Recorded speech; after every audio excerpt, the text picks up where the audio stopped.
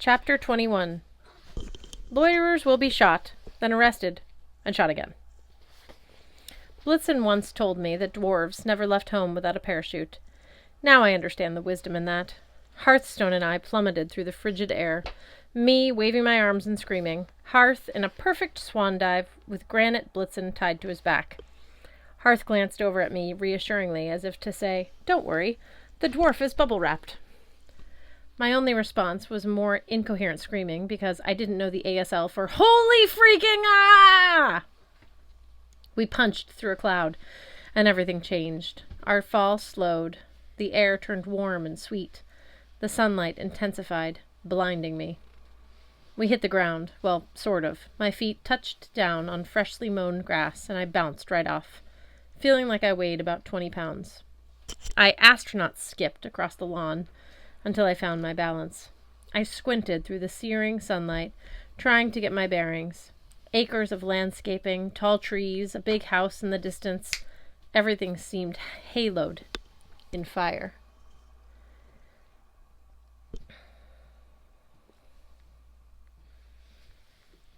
No matter which direction I turned, I felt as though a spotlight was shining straight in my face.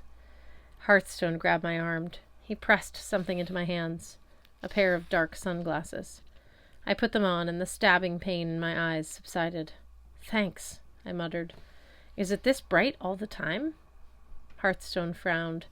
I must have been slurring my words. He was having trouble reading my lips. I repeated the question in sign language. "Always bright," Hearth agreed. "You get used to it." He scanned our surroundings as if looking for threats.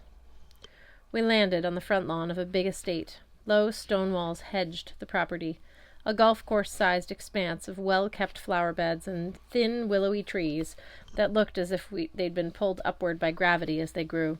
The house was a Tudor-style mansion with leaded glass windows and conical turrets. "Who lives here?" I signed to Hearth. "President of Alfheim?" "Just a family. The Makepeaces." He spelled out their names. "They must be important," I signed. Hearth shrugged. "Regular. Middle class." I laughed. Then I realized he wasn't joking.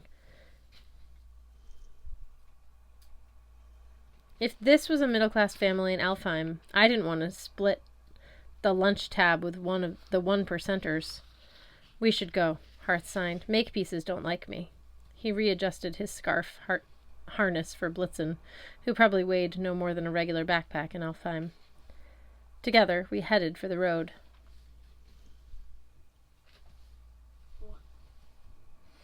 What? I have to admit, the lighter gravity made me feel, well, lighter. I bounded along, covering 5 feet with every step. I had to restrain myself from leaping farther. With my energy strength, if I wasn't careful, I might have found myself jumping over the rooftops of the middle-class mansions.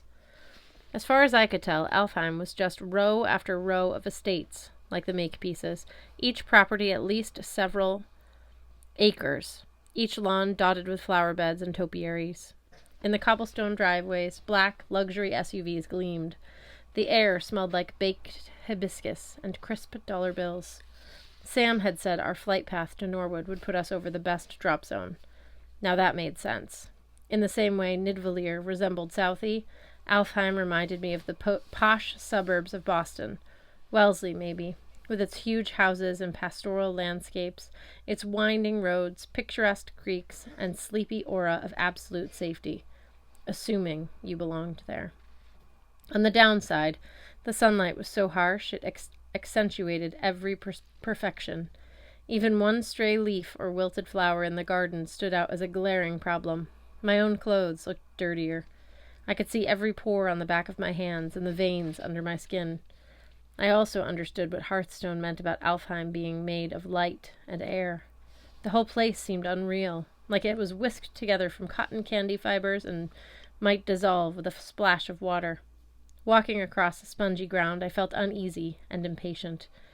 The super dark sunglasses only did so much to alleviate my headache. After a few blocks, I signed to Hearthstone. "Where are we going?" He pursed his lips. "Home." I caught his arm and made him stop. "Your home?" I signed. Where you grew up? Hearth stared at the nearest quaint garden wall. Unlike me, he wore no sunglasses. In the brilliant daylight, his eyes glittered like crystal formations. Skofnug Stone is at home, he signed, with Father. The sign for father was an open hand, palm facing out, thumb across the forehead. It reminded me of an L for loser. Given what I knew about Hearth's childhood, that seemed appropriate. Once, in Jotunheim, I'd done some healing magic on Hearth. I'd gotten a glimpse of the pain he carried around inside. He'd been mistreated and shamed while growing up, mostly because of his deafness. Then his brother had died. I didn't know the details, and his parents had blamed Hearth. He couldn't possibly want to go back to a home like that. I remembered how strongly Blitzen had protested the idea, even when he knew he was going to die. Don't make Hearth go. Not worth it, kid. Yet, here we were. Why? I signed. Why would your father have the Skofnug Stone? Instead of answering, Hearthstone nodded in the direction we'd come from. Everything was so bright in Elf World, I hadn't noticed the flashing lights until the sleek black town car pulled up directly behind us. Along the sedan's front grille, red and blue sequencers pulsed. Behind the windshield, 2 elves in business suits scowled at us. The Alfheim Police Department had come to say hello. "Can we help you?" asked the first cop. Right then I knew we were in trouble. In my experience, no cop ever said, "Can we help you?" if he had any actual desire to help. Another giveaway? Cop number 1's hand was resting on the butt of his sidearm. Cop number 2 edged around the passenger side, also looking ready to break out some helpful deadly force. Both elves were dressed like plain-clothes detectives, in dark suits and silk ties with ID badges clipped to their belts. Their short cropped hair was as blonde as Hearthstone's. They had the same sort of pale eyes and eerily calm expressions. Otherwise they looked nothing like my friend. The cops seemed taller, spindlier, more alien.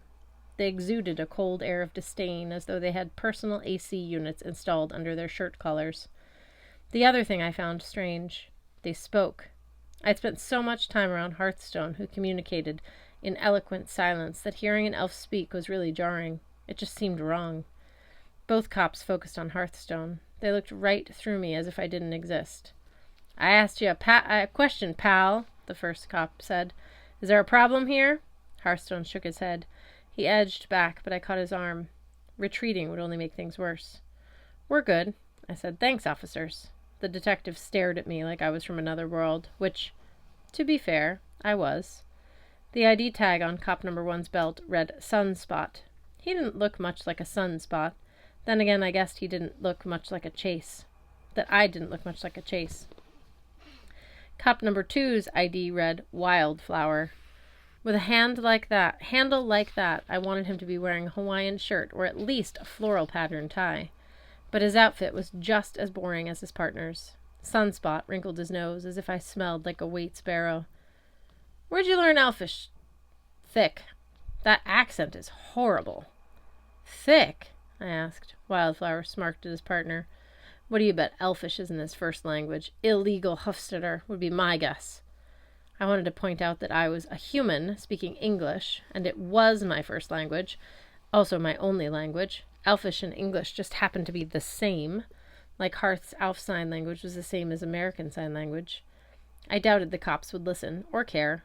The way they spoke was a little strange to my ears, a sort of old-fashioned, aristocratic American accent I'd heard on newsreels and movies from the 1930s. "Look, guys," I said, "we're just taking a walk." "In a nice neighborhood," said Sunspot, "where I'm guessing you don't live. The Makepeace down the road. They called in a report. Someone trespassing. Loitering. We take that sort of thing seriously, Thick." I had to tamp down my anger. As a homeless person, I'd been a frequent target for rough treatment by law enforcement. My darker-skinned friends got it even worse. So during the 2 years I lived on the street, I learned a whole new level of caution when dealing with friendly neighborhood police officers. And yet, I didn't like being called a thick, whatever that was. "Officers," I said, "we've been walking for maybe 5 minutes. We're heading to my friend's house. How's that for loitering?" Hearthstone signed to me. "Careful." Sunspot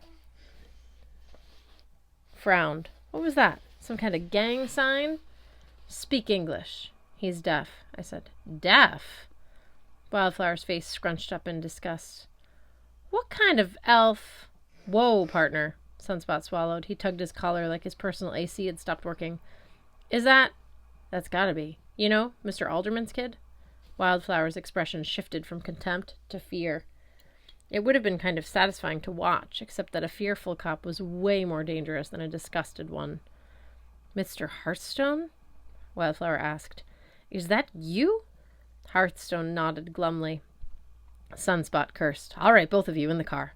Whoa, why? I demanded. If you're not arresting us, I want to know the charge. If you're arresting us, I want to know the charges. We're not arresting you, Thick, Sunspot growled. We're taking you to see Mr. Alderman. After that, Wildflower added, you won't be our problem anymore. His tone made it sound like we would be no one's problem, since we'd be buried under a lovely, well-tended flower bed somewhere. The last thing I wanted to do was get in the car, but the cops tapped their fingers on their elvish firearms, showing us just how helpful they were prepared to be. I climbed in the back of the cruiser.